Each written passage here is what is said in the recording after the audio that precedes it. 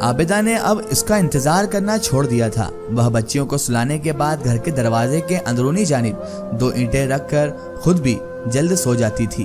अरशद रात ताखीर से घर आता, दरवाजे को जोर से अंदर की जानिब धकेलता तो ईंटें अंदर की जानिब गिर जाती और दरवाज़ा खुल जाता।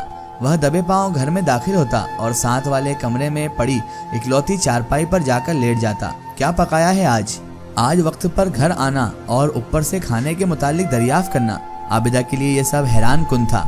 इस एक जुमले को सुनने के लिए इसके कानों ने 1.5 साल तक इंतजार किया था।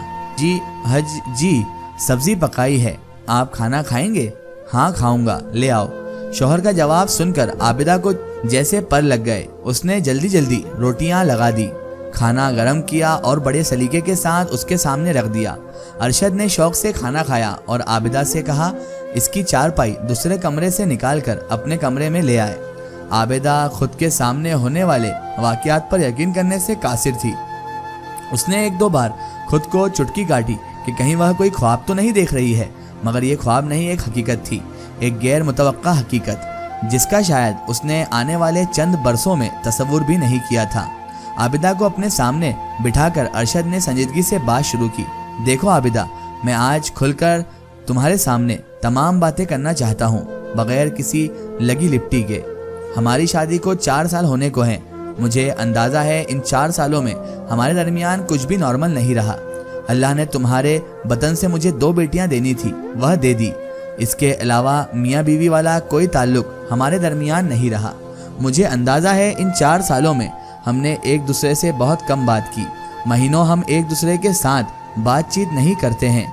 इसकी वजह जो मेरे जहन में आती है वह हमारा एक दूसरे के साथ बराबर का जोड़ ना होना है। शादी वाले दिन तुम्हें देखते ही मैंने भांप लिया था कि हमारी कभी नहीं बन पाएगी। इसकी एक बड़ी वजह मेरी माँ का मुझसे बहुत सारी बातों का छिपाना था। अम्मा मर गई, उसके चले जाने के बाद मैं कोई बात नहीं करना चाहता, मगर सच ये है अम्मा ने अपने इकलौते बेटे के साथ बड़ी ज्यादती की। मुझे ममता के जज्बात में उलझाकर मुझसे मेरी मर्जी नहीं पूछी। मुझे मेरी होने वाली दुल्हन को शादी से पहले देखने से महरूम किया। मुझसे तुम्हारी उम्र छुपाई। क्या तुम्हें एक नज़र देख लेना मेरा हक नहीं था? आखिर पूरी जिंदगी का सवाल था। हम कोई जानवर थे नहीं जैसे एक कोठी से खोलकर दूसरे से बांध दिया जाता है। लोगों की बातें मेरे दिल चीरती हैं। लोग कहते हैं अरशद तुम अंधे थे क्या या पागल थे? कुछ तो देख लेते शादी से पहले। लोग बच्चियों के हवाले से तरह तरह की बातें करते हैं। मैं इसमें तुम्हें कसूरवार नहीं समझता। कसूर सारा नसीबों का है।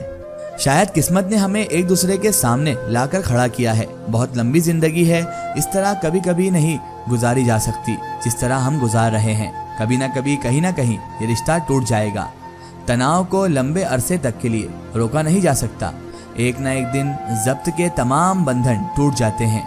मुख्तसर ये कि मैं दूसरी शादी करना चाहता हूँ। तुम्हारा रिश्ता मेरी माँ ने किया था, इसलिए मैं तुम पर तलाक की सूरत में जुल्म नहीं करना चाहता। हाँ, अगर तुम मुझसे खुद अलहदगी लेना चाहती हो तो मुझे कोई एतराज़ नहीं होगा, और अगर इस घर में रहना भी चाहो तो रह सकती हो, मगर मेरी दूसरी शादी को कबूल करना होगा। आबिदा खामोशी के साथ अरशद की तमाम बातें सुनती आ रही थी, मगर उसकी आंखें बोल रही थी। आंसुओं की एक झड़ी थी जो उसकी आंखों से जारी थी, गालों से होते हुए गर्दन पर आकर रुक जाती थी। वह होंठों और हथेलियों भींच रही थी।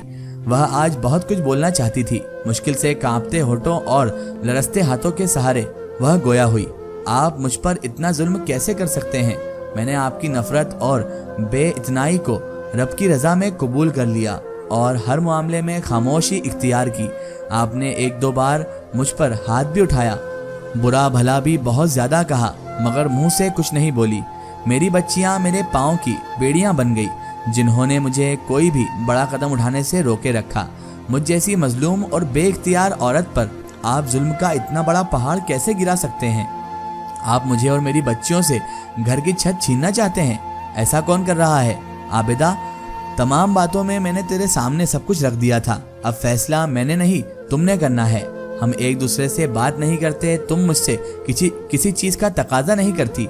यही तो सबसे बड़ा मसला है। क्या मैं अपनी तमाम जिंदगी इसी जबरी खामोशी में गुजार दूं? मुझे हंसने का, खुलकर जीने का क्या कोई हक नहीं है? मैं खुलकर जीना चाहता हूँ, घुट घुट कर मरना नहीं चाहता। आज की रात तुम्हारे पास है, कोई ना कोई फैसला ज़रूर कर लो। अगर तुम किसी नतीजे पर ना पहुँचती तो फैसला करने का हक फिर मेरे पास होगा, और फिर मैं शायद मरहूम माँ की तरफ भी ना देखूं। अरशद तल्ख लहजे में बात करके घर से बाहर चला गया। आबिदा के लिए वह रात कयामत से कम नहीं थी। तमाम शब वह बिलक बिलक कर रोती रही। उसे कोई सबील नजर नहीं आ रही थी। शौहर की बेइतनाई पर तकिया अब मजीद कुर्बानी का मकाजी हो चुका था, मगर वह कितना ज़ब्त रखती, आखिर कितनी कुर्बानी देती। इस सब की तो शायद उसमें हिम्मत भी नहीं थी। कयामत खेज रात कैसे गुजरी, ये कहानी इसकी आंखों में झांक कर महसूस की जाती थी। वह सुबह मुंह अंधेरे सुरैया खाला के घर चली गई, जिसने मारे ना तवानी के अब इसकी खैर खबर भी छोड़ दी थी। उसने तमाम मामला सुरैया खाला के गोश गुजार किया। आबिदा की बातें खत्म होते ही खाला गोया हुई। देख बेटी, शादीशुदा जिंदगी बहुत कुर्बानियां मांगती है। तुम दिल छोटा ना कर, अपने रब पर भरोसा कर। अल्लाह सब अच्छा करेगा। जिसका कोई नहीं होता ना, उसका मेरा रब होता है। लगता है अरशद के किसी ने कान भरे हैं। किसी बदबख्त ने तेरा घर खराब करने की कोशिश की है। मुझ बदबख्त से अब चला नहीं जाता, नहीं तो खुद उसकी दुकान पर जाकर उसको समझाती कि एक यतीम बच्ची के साथ ऐसा जुल्म क्यों करते हो।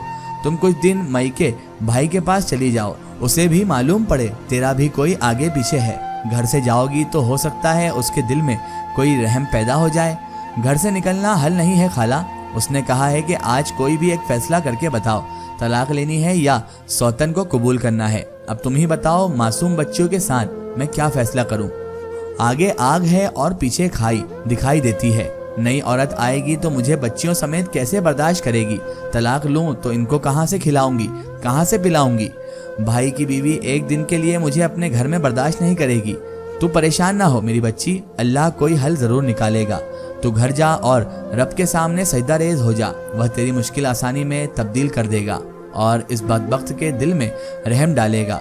सुरैया की बातों से आबिदा के दिल का बोझ थोड़ा हल्का जरूर होगा, लेकिन खत्म नहीं हुआ।